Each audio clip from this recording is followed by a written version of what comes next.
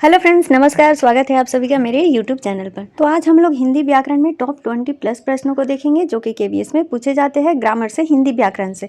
तो चलिए स्टार्ट करते हैं बिना देरी किए हुए। अगर आप लोग नए हैं, वीडियो पसंद आती है तो प्लीज़ मेरे चैनल को सब्सक्राइब ज़रूर कीजिएगा और बेल आइकन की घंटी ज़रूर दबा दीजिएगा, जिससे कि आने वाली वीडियो आप तक पहुँचती रहे। चलिए शुरू करते हैं। ये प्रश्नों की तरफ बढ़ते हैं। पहला प्रश्न है, अनिश्चयवाचक भेद किसका होता है? जो अनिश्चयवाचक है वो भेद किसका होता है? संज्ञा का, सर्वनाम का, विशेषण का या फिर क्रिया का? तो फ्रेंड्स, सभी का भेद भी आप लोग जरूर याद कर लीजिएगा कि किसके भेद कितने हैं। संज्ञा के कितने भेद है? 5 भेद है। कौन कौन से? जातिवाचक, भाववाचक, द्रव्यवाचक, समूहवाचक, व्यक्तिवाचक। तो इस प्रकार से 5 है। और सर्वनाम का तो अनिश्चयवाचक ये किसका भेद है? ये है सर्वनाम का। अब देखिए, तुमसे मिलने कोई आया था, अभी इसमें निश्चय नहीं है कि कौन आया था, कोई आया था, तो ये कौन सा भेद हो गया? अनिश्चयवाचक। और किसका है? तो ये सर्वनाम का है। निजवाचक, निश्चयवाचक, अनिश्चयवाचक, ये सब किसके भेद है? सर्वनाम के भेद है। आगे बढ़ते हैं। इंसानियत शब्द में कौन सी संज्ञा है? इंसानियत हो गया, बचपन हो गया, कुछ भी दे सकता है, सुंदरता हो गया, इन सब में कौन सा संज्ञा आता है?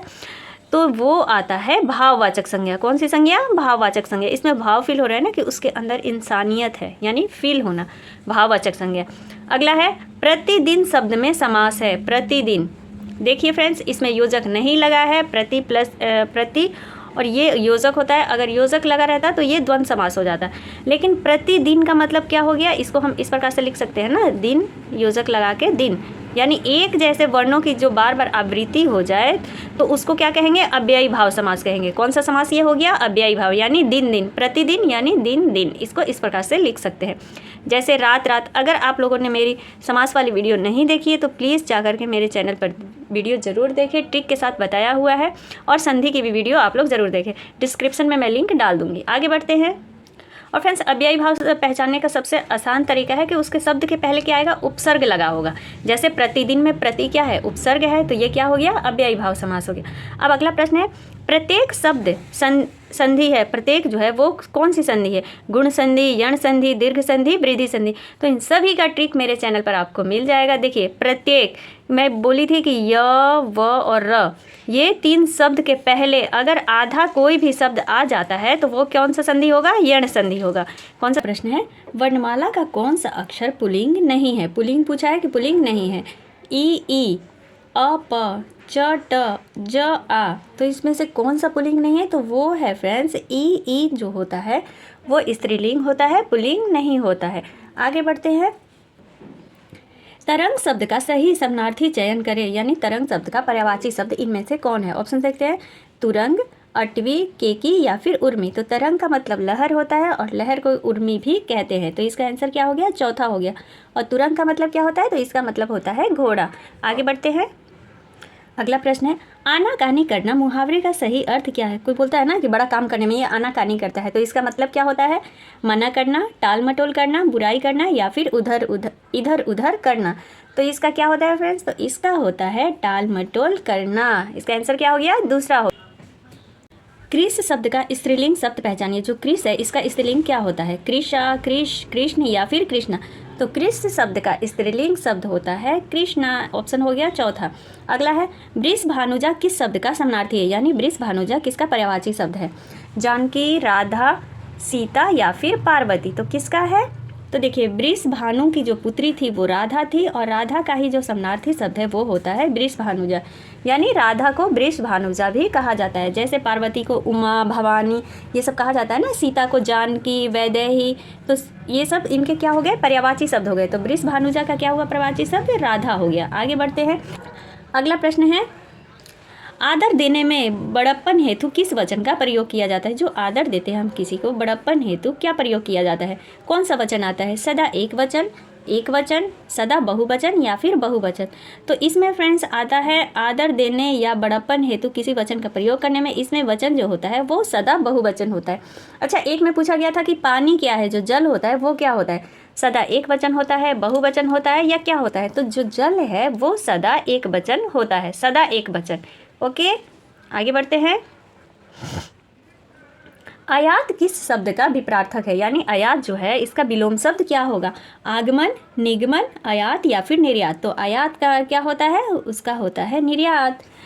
इसका क्या हो गया? चौथा हो गया। समानार्थी जोड़े का अनुप्रयुक्त विकल्प चुनिए, जो मतलब गलत है उस विकल्प को चुनना है। जैसे उपयोगी को क्या क्या कह देते हैं, इसका पर्यायवाची शब्द क्या हो गया, उपादेय हो गया, इष्टकर हो गया। काक का सारंग मयूर, काक कौवे का सारंग और मयूर नहीं।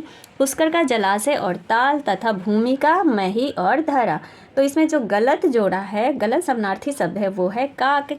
सारंग और मयूर जो होता है वो होता है मोर का। किसका होता है, मोर का। तो ये कौन सा आंसर इसमें सही होगा, जो गलत है वही सही होगा, दूसरा आंसर। आगे बढ़ते हैं।